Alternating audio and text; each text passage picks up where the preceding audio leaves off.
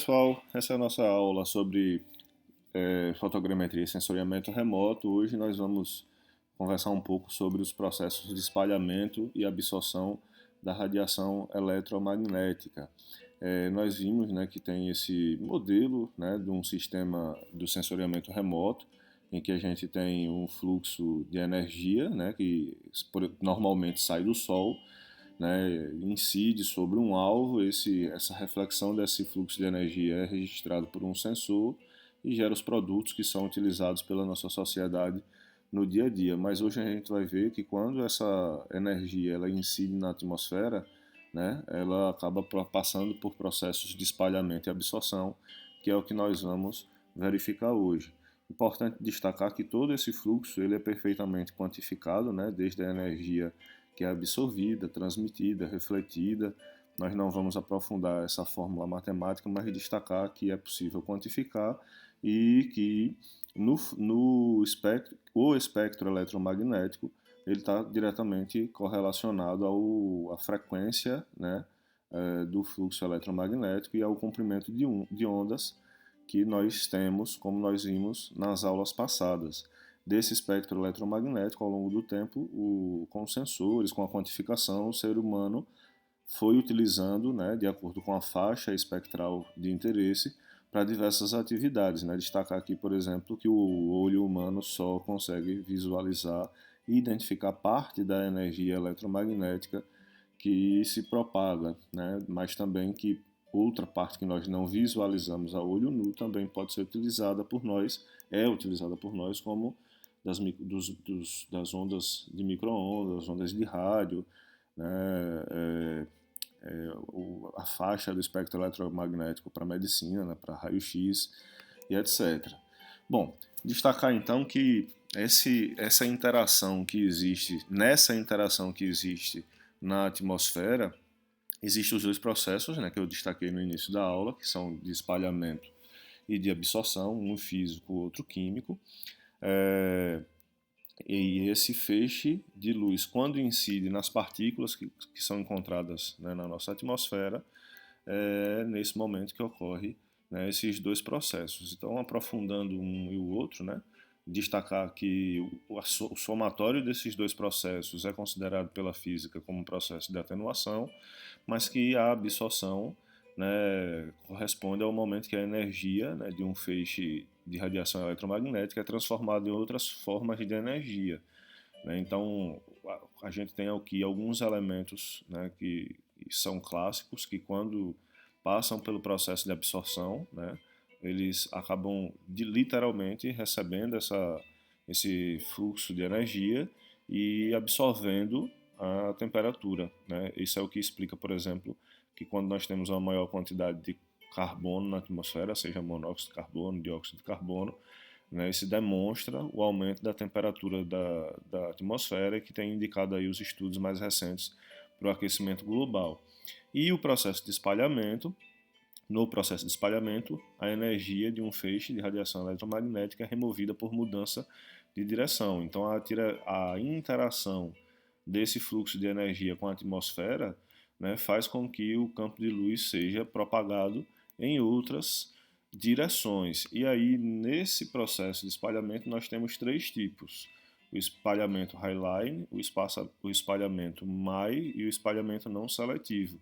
O highline ele ocorre quando a relação entre o diâmetro da partícula e o comprimento da onda for menor do que 1 micrômetro.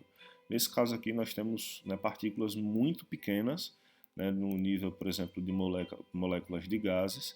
É isso que faz com que em dias claros, enfim, quando nós não temos a presença de nuvens ou de água na atmosfera, ou menor, né, a menor quantidade, a gente tem aí o reflexo da cor azul, né, da interação, por exemplo, do gás ozônio com a luz solar. Nesse caso aqui, como eu disse, né, partículas muito pequenas. O espalhamento Mie ele ocorre quando o diâmetro da partícula for do mesmo tamanho, né, da mesma grandeza que o comprimento de onda, e o espalhamento não seletivo, né, quando as partículas forem muito maiores do que o comprimento de onda.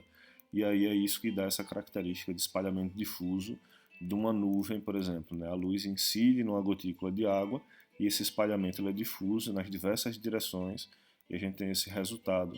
Eu estou tentando demonstrar para vocês que, de acordo com a frequência, né, o comprimento de onda, melhor dizendo, né, e a partícula de interação dessa energia eletromagnética, nós vamos ter na atmosfera resultados diferentes desse processo de espalhamento. Né? Por exemplo, no pôr do sol, né, a gente percebe que as faixas de reflexão, o resultado da reflexão, melhor dizendo, da energia eletromagnética, ele é bastante diferente porque aqui está incidindo diversas camadas, né, da nossa atmosfera, que variam aí do cinza ao azul, ao alaranjado. E aí o que eu tento demonstrar nesse momento é que cada um desses componentes está interagindo de forma diferente, está refletindo de forma diferente esse feixe de luz que está saindo lá do Sol, né? E a gente tem então essas três formas de espalhamento. Aí, avançando, né, para discutir com vocês, os sensores, né, nós temos diversos tipos de sensores que são utilizados pela nossa sociedade. No nosso caso, a gente vai trabalhar com sensores, obviamente, para imageamento da superfície terrestre, né, da agrimensura. Então, sensores remotos nada mais são do que sistemas fotográficos capazes de detectar e registrar, sob a forma de imagem ou não, o fluxo de energia refletido ou emitido de objetos à distância. Mais recentemente, a gente tem utilizado bastante os drones, mas câmeras fotográficas, radiômetros, escâmeras, sistemas radares, imageadores termais, sejam na Terra ou sejam em órbita.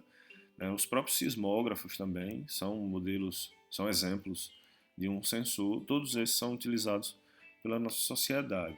No nosso caso, nós vamos utilizar aí principalmente esses três tipos, né, na agrimensura de sensores, né, sensores terrestres, sensores aéreos ou atmosféricos e sensores orbitais, né, que estão fora da atmosfera.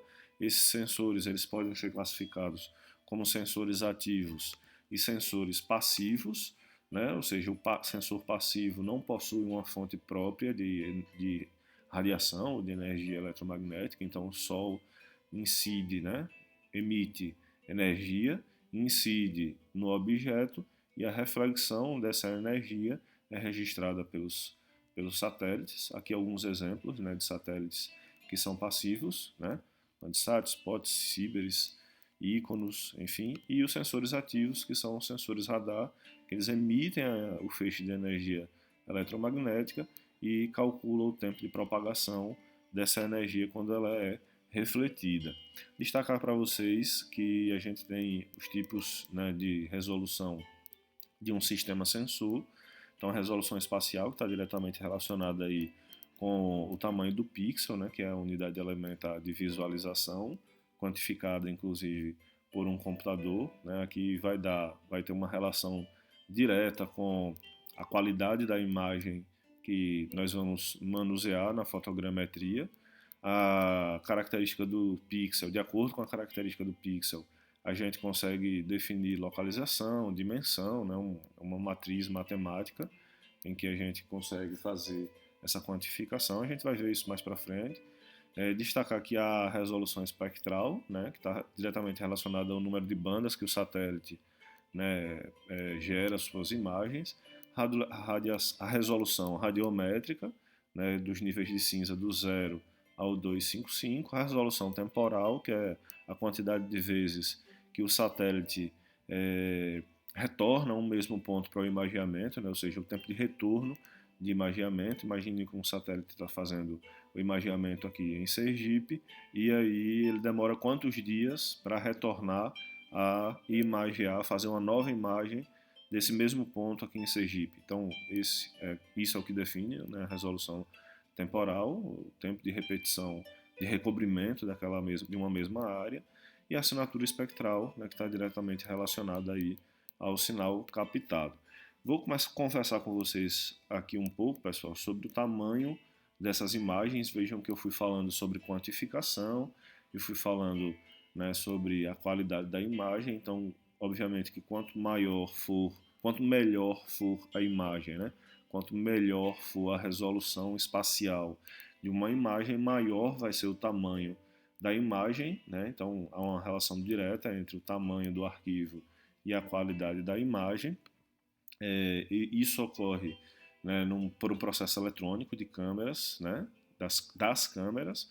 Então, por exemplo, um componente eletrônico da câmera lê rapidamente o valor da carga e registra esse dispositivo. Né? Hoje o sistema ele é eletrônico, diferente de outrora.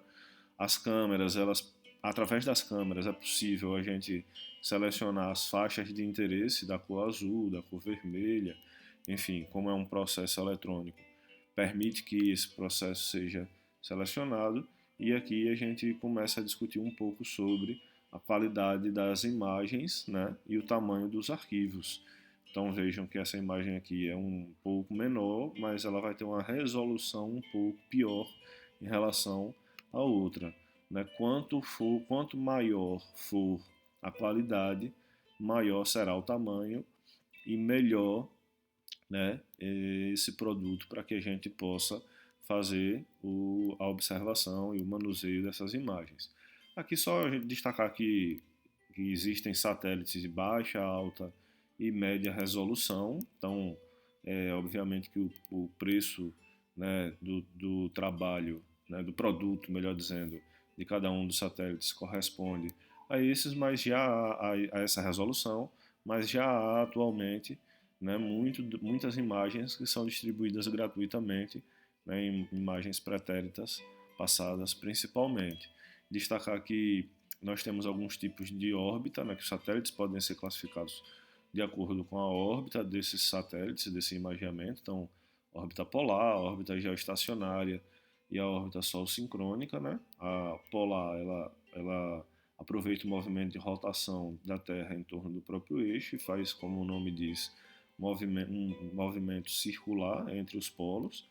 A órbita geoestacionária ou equatorial, ela permanece, né, ela segue uma faixa específica de interesse do planeta, então ela acompanha o movimento de rotação da Terra, e a órbita sol-sincrônica, né, que vai aproveitar exatamente o movimento de rotação e o ângulo de inclinação do Sol para fazer imagens. Então, conforme o interesse, né, de imageamento de uma determinada localidade, né, esse satélite vai se posicionar de uma maneira a formar um ângulo para o melhor imageamento de uma determinada região e registrar, né, os objetos que estão presentes naquela região. Destacar que nesse processo de imageamento, existe os processos, né, de reflectância, transmitância e absortância. No caso do nosso caso agora, os satélites vão registrar principalmente a reflectância. Então, de acordo com os diversos elementos que tem na superfície, esses elementos vão responder de forma diferente, né, a essa energia que incide sobre a superfície. Então, isso é o que faz com que o calcário responda de uma forma diferente da areia e diferente da água, por exemplo, e destacar que mesmo componentes, né, vegetais, nos componentes vegetais, a energia, o fluxo de energia eletromagnética, ele pode interagir de forma diferente, inclusive nas camadas, né, por exemplo, de uma vegetação. Então isso permite que a gente identifique quando uma vegetação está mais úmida, menos úmida, né, inclusive com a identificação. Isso é muito utilizado pela agronomia para a identificação de áreas com doenças, né, de plantações com doenças ou florestas que estão sendo desmatadas ou que estão mais secas.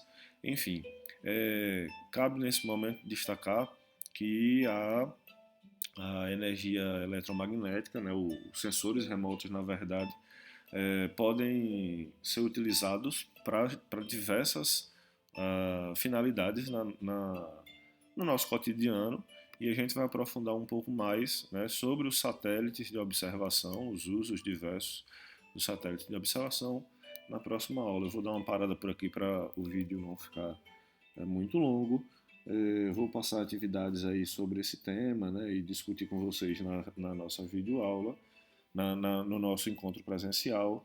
Um forte abraço a todos, se cuidem, estou à disposição.